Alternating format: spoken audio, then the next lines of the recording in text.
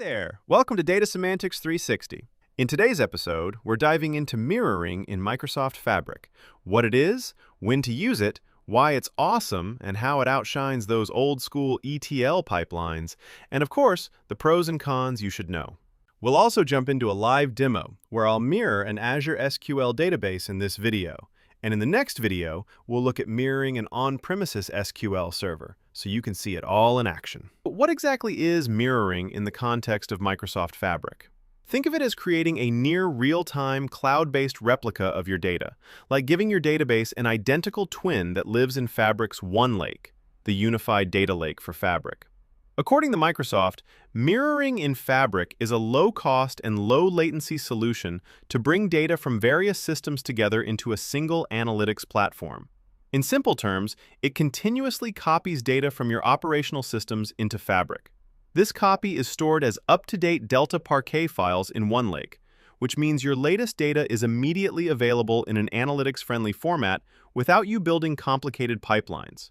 With mirroring turned on, as new transactions or updates happen in your source database, those changes get reflected in the Fabric copy within seconds, almost like looking into a real-time data mirror.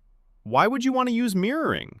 If you've ever dealt with traditional ETL, extract, transform, load processes, you know they can be a pain. Lots of moving parts, custom scripts or data flow jobs, scheduling delays, and often by the time data arrives in your warehouse or lake, it's already a bit stale. Mirroring in Fabric tackles this by providing a zero ETL experience. No more nightly batch jobs or complex pipelines. Fabric handles the heavy lifting for you. This not only reduces development effort, but also means fresh data is always at your fingertips for analysis. Microsoft highlights zero code, zero ETL, and faster time to insights as key benefits of mirroring. Imagine having your operational database's latest state available in your analytics environment almost instantly. Your Power BI reports and AI models can be as up-to-date as your live production data. Mirroring essentially breaks down data silos and speeds up time to value by automatically funneling data into a unified platform. Plus, because the data lands in OneLake in an open format, Delta tables, you can use a variety of tools on it: Spark, SQL, Power BI, you name it, all within Fabric. It's like a dream scenario. All your important data sources showing up in one place, in near real time, ready to party together for analytics and BI. Now, when would you use mirroring in the real world? Basically, whenever you have operational data that you need to analyze or report on frequently, especially alongside other data, without the hassle of manual exports or scheduled ETLs.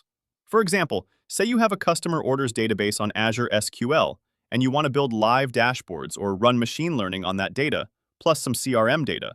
Traditionally, you'd set up an ETL pipeline to copy the data on a schedule, maybe nightly, which introduces latency and maintenance overhead. With mirroring, you can simply connect Fabric to that Azure SQL DB, select the tables or entire database to mirror, and it will continuously replicate changes as they happen. Your analytics workspace gets a mirror of the orders database that's only seconds behind the source. This is fantastic for scenarios where data freshness is critical, like monitoring sales in near real time, detecting anomalies as they occur, or feeding an AI model with up-to-the-minute data. All right, that's enough talk. Coming up next, a live demo where I'll show you how to set up mirroring for an Azure SQL database. All right, so here we are in the Azure portal. For this demo, I've already created an Azure SQL server and an Azure SQL database. The server is called Mirror Demo, and the database we want to mirror is Fabric Demo. I've also installed Azure Data Studio. As you can see, I have some sample tables in here that we are going to mirror. And we're also going to use it to make changes in the database and prove that those changes show up in Fabric in near real time. Now, let's head over to Microsoft Fabric. I'm inside my Fabric workspace, and without overthinking it, I'm going to click New Item. I'll search for the word Mirror, and then select the option for mirroring an Azure SQL database. Once I click that, Fabric asks me to choose the source again. I'll select Azure SQL database. Now it needs two things, the server name and the database name. So I'll jump back to the Azure portal, copy the server name, paste it here, then do the same for the database name. Next, we create a new connection. At this point, Fabric asks how we want to authenticate. We have a few options here: basic username and password, organizational account, service principal, or workspace identity. In real enterprise environments, we usually avoid basic authentication because nobody wants to manage passwords in production. And we also avoid personal organizational accounts because if the employee leaves the company, your connection shouldn't leave with them. So the best options are typically service principal or workspace identity. And if workspace identity is available, I usually recommend that because it's simple and behaves like a managed identity for the workspace. So I'm going to choose workspace identity, set the privacy level to organizational, and click Connect. Now we get an error.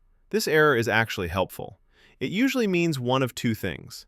Either the workspace identity doesn't exist yet, or it exists but doesn't have access. So first, let's confirm the workspace identity exists. I'll open Workspace Settings, go to Workspace Identity, and yep, there's no workspace identity here yet. So I'll click the plus icon and create one. Now we have a workspace identity created, and you can see its name is Fabric Demos. Great! Now let's try the connection again. This time we get a different error, and it includes a client IP address. That tells us we've moved past identity creation, and now we're dealing with networking. So what's happening here is Azure SQL Server has firewall rules, and Fabric is trying to connect from Microsoft's cloud infrastructure. The IP address Fabric is coming from isn't allowed yet. So we go back to the Azure portal, open the SQL Server, go to Networking, and we can see public access is set to selected networks. In a real enterprise setup, the proper approach would be to configure virtual network rules or allow specific trusted ranges, usually with help from the networking team. But for this demo, we're going to take the quick and simple route. We'll enable the option that allows Azure services and resources to access this server. Quick disclaimer, this is not ideal for production because it broadly allows Azure services.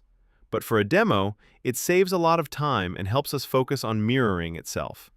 So I'll save that change. Now we go back to Fabric and try connecting again. This time it says invalid credentials. And this is actually a good sign, because now it's not blocked by networking. It's telling us that the identity exists, but it doesn't have permissions to the SQL server and database. So the next step is to grant access to the workspace identity. Let's open Azure Data Studio. Now here's the key idea. We're not creating a username and password. We're granting access to the workspace identity, which is essentially a managed identity owned by Fabric, not by a person. To do this, we need admin-level access on the Azure SQL Server and the database. Specifically, you need enough permissions to create logins at the server level and users inside the database. In real life, this is usually done by a database administrator, not an analyst or report developer. Microsoft provides the exact steps for this in their documentation, and conceptually, here's what we're doing. First, at the server level, we create a login that represents the workspace identity. This tells Azure SQL Server, hey, this Fabric workspace identity is a trusted external identity that's allowed to authenticate. Next, inside the database, we create a user that maps to that login. This step is what actually allows Fabric to access this specific database, not just the server. Finally, we grant a very specific set of permissions to that user. These permissions allow Fabric to read data, track changes, and manage the internal mirroring process, but not to modify business data. Fabric does not get full admin access, and it cannot write or change rows.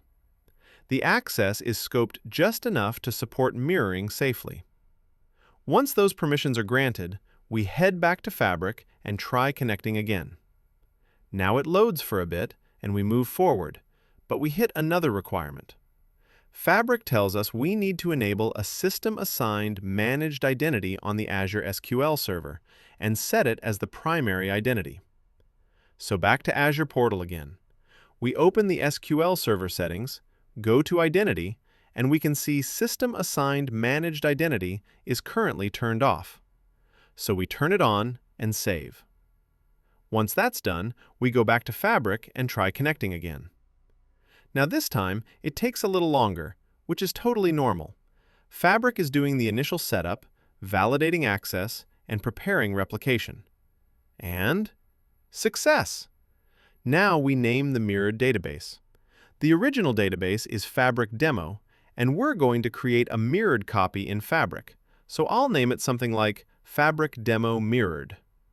This mirrored database is going to be a one-to-one copy of the source database, but living inside Fabric in OneLake. I click Create, and Fabric starts creating the mirrored database. Now, the first replication can take a bit of time depending on how large the database is. But the important idea here is, once this is set up, your work is basically done. There's no ETL pipeline to build, no schedule to manage, no daily job that breaks at 2 a.m. and ruins your morning. This is the zero code, zero ETL moment. Now, if I refresh, I can see the status is running. Tables start appearing, and at first you might see 0 rows replicated. That's normal. Fabric is setting things up, pulling metadata, and then loading data. After a short while, I refresh again, and now we can see the tables populated with row counts. We also get a timestamp for the last completed replication, and we can see the delay in seconds. That delay is what Microsoft means when they say near real time. Now let's actually test it. So let's go back to Azure Data Studio and insert a new row. Once I insert the row, I note the time it was inserted. Now I go back to Fabric, refresh, and after a short wait, we see the last completed time update to match the insert time. The delay is around 30 seconds. That's near real time. Next, we do an update. I update a row in Azure Data Studio, note the time, and then refresh in Fabric. Again, after a short delay, the replicated timestamp updates. This time, the delay is even smaller, around a few seconds to a few tens of seconds. Finally, we do a delete. We delete a row in Azure Data Studio, refresh in Fabric, and the change shows up again. So now we've proven it. Inserts, updates, and deletes in Azure SQL are flowing into Fabric automatically in near real time. And this is the real value of mirroring. With one-time configuration, you now have your operational data available in Fabric for analytics. You can build Power BI reports that stay fresh without building ETL pipelines. You can run SQL Analytics or Spark workloads on the mirrored tables. And your source system doesn't have to take heavy analytic queries. Fabric handles that on the mirrored copy. That's the power of mirroring in Microsoft Fabric. Now that you've seen mirroring in action, let's quickly talk about the pros and cons. The biggest advantage is near real-time data.